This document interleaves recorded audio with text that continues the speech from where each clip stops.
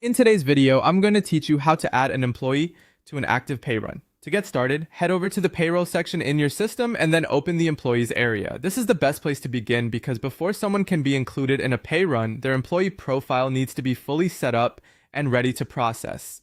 Take a moment here to review the employee's details and make sure everything important has been completed correctly.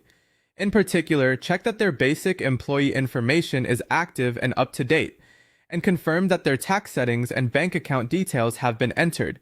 If any of this information is missing or incomplete, it can cause problems later when payroll is processed, so it's worth doing a quick review before moving on. Once you've confirmed the employee is fully set up, the next step is to open the pay runs area. Go back into payroll, then select pay runs and choose the active pay run you want to work with. Make sure you open the correct pay run for the current payroll period, especially if there are multiple runs available. This helps prevent employees from being added to the wrong cycle and avoids unnecessary adjustments later. After the pay run is open, check whether the employee already appears in the list. In some cases, they may already be included automatically, so it's always a good idea to verify before making changes. If the employee is missing, look for the Add Employees option and click it. From there, select the employee you want to include in the active pay run. Once they've been added, be sure to save your changes so the update is recorded properly.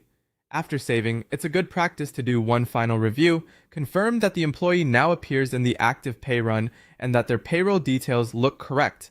This quick check can help you catch anything unexpected before payroll is finalized.